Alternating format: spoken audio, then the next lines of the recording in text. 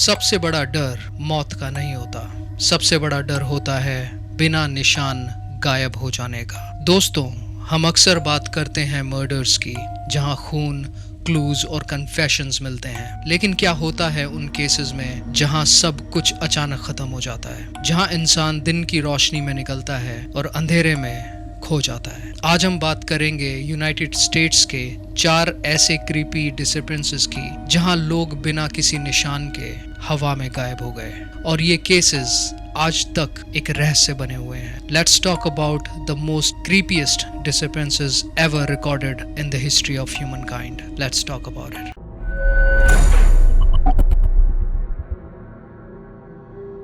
हर साल सिर्फ United states में ही 5 लाख से ज्यादा लोग मिसिंग रिपोर्ट होते हैं। इनमें से कई केसेस में पुलिस को कुछ न कुछ क्लू मिल जाता है, लेकिन कुछ डिसअपीयरेंसेस ऐसे होते हैं जो इतने अजीब होते हैं कि उन्हें समझना ऑलमोस्ट इम्पॉसिबल लगता है। आज के वीडियो में हम बात करेंगे कुछ ऐसे लोगों के बारे में जो लिटरली धरती से गायब हो गए और उनका कोई पता कभी नहीं चल पाया।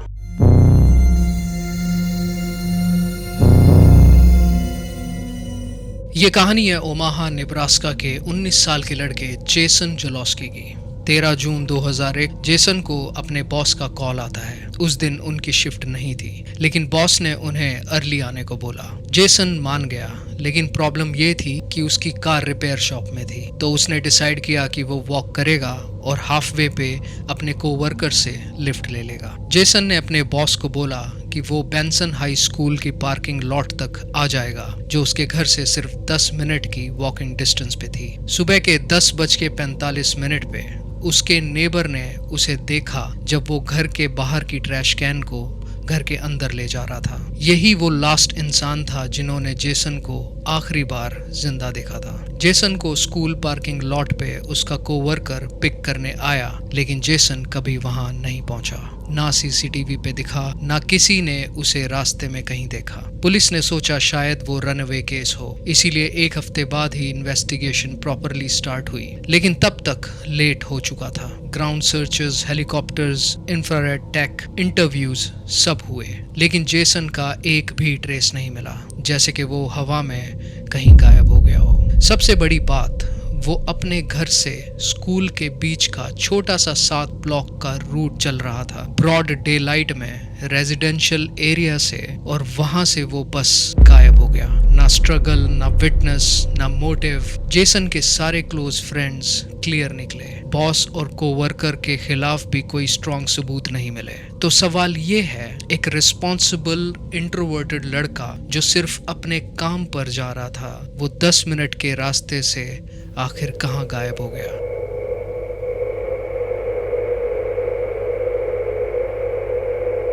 अगला केस है थॉमस गिब्सन का, अरकानसास का एक 23 साल का लड़का। गिब्सन एक यंग फादर था और अपनी वाइफ और छोटी सी बेटी के साथ कंफर्टेबली रहता था। 18 अप्रैल 1991 की रात गिब्सन ने अपनी वाइफ को कहा कि वो थोड़ी देर के लिए ड्राइव करने जा रहा है, रिलैक्स करने के लिए, और उसके बाद वो कभी वापस नहीं आया।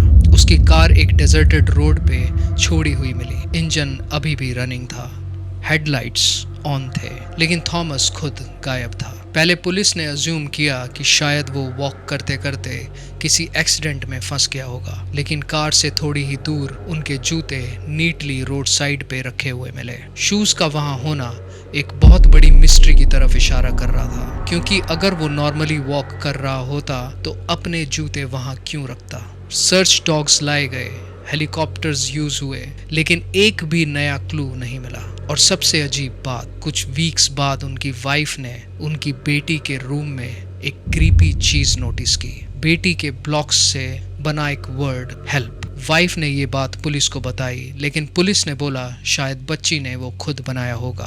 थॉमस गिब्सन की मिसिंग फाइल आज तक अनरिजॉल्व्ड है। कार रनिंग मिली, शूज रोड साइड पे, और एक छोटा सा हेल्प मैसेज। कोइंसिडेंस था या एक क्लू जो इग्नोर कर दिया गया?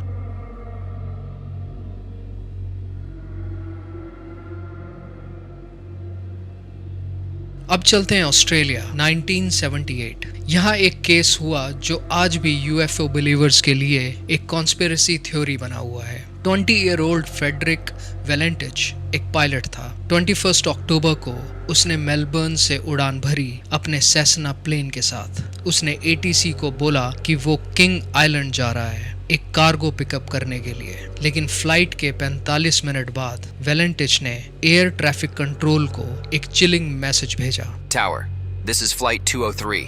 We have an unidentified object hovering above our aircraft, altitude 350. Flight 203, roger. Can you confirm type and position of the object? Negative identification. Object is directly overhead. Maintaining altitude. Request immediate instructions. उसने बोला कि एक unidentified flying object उसके plane के ऊपर hover कर रहा है। उसने डिस्क्राइब किया मेटेलिक बॉडी, ग्रीन लाइट्स और वो उसके प्लेन के ऊपर चक्कर काट रहा है। वेलेंटिच ने पैनिक में बोला, it's not an aircraft, it's hovering on top of me, it's not an aircraft. और फिर एक मेटालिक स्क्रीनिंग साउंड आई और रेडियो सडनली डेड हो गया।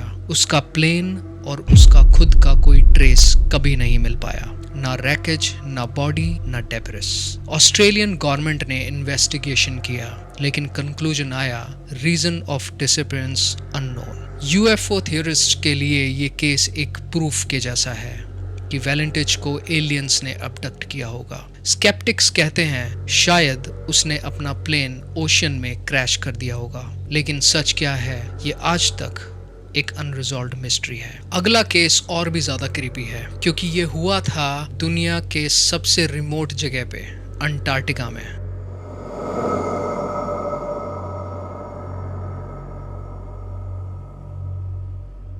नाइनटीन 1965 में कार्ल डिश नाम के एक रेडियो फिजिसिस्ट थे जो साउथ पोल स्टेशन पे काम करते थे। एक दिन 8 मई को वो अपने यूजुअल ऑफिस से लेबोरेटरी की तरफ वॉक करने निकले।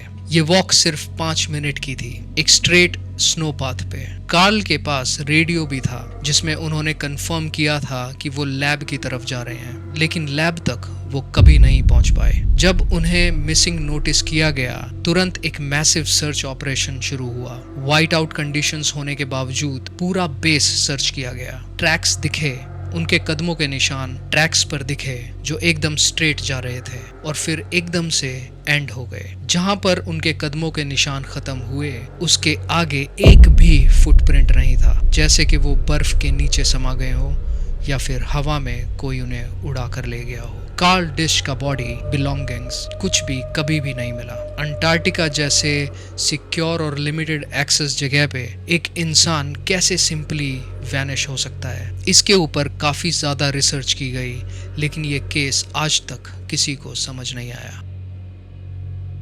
जेसन जलोस्की, थॉमस गिब्सन, फ्रेडरिक वेंटिच और कार्ल डिश, 4 अलग अलग कहानियां एक ही कॉमन थ्रेड के साथ। सब अपनी नॉर्मल जिंदगी जी रहे थे और एक दिन बस गायब हो गए। ना बॉडी, ना एविडेंस, ना एक्सप्लेनेशन। क्या ये केसेस एक दिन सॉल्व हो पाएंगे या हमेशा मिस्ट्रीज बनकर रह जाएंगे? आपको क्या लगता है, इन डिसअपीयरेंसेस के पीछे इंसान था, एक्सीडेंट था या फिर कुछ और? अपना ओपिनियन कमेंट्स में जरूर शेयर करें। ये 4 डिसअपीयरेंसेस हमें एक बात समझाती हैं कि कभी कभी सबसे डरावने क्राइम्स वही होते हैं जिनके जवाब कभी नहीं मिलते। ना वेपन, ना बॉडी, ना मोटिव, सिर्फ खामोशी और सवाल। और शायद यही सबसे बड़ा डर है, जिंदगी होते हुए भी दुनिया से गायब हो जाना। तो दोस्तों, आपको इनमें से कौन सी डिसअपीयरेंस सबसे ज्यादा चिलिंग लगी और क्या लगता है इनमें से कोई राज कभी खुलेगा? तब तक याद रखिए, कुछ राज हमेशा के लिए अंधेरे में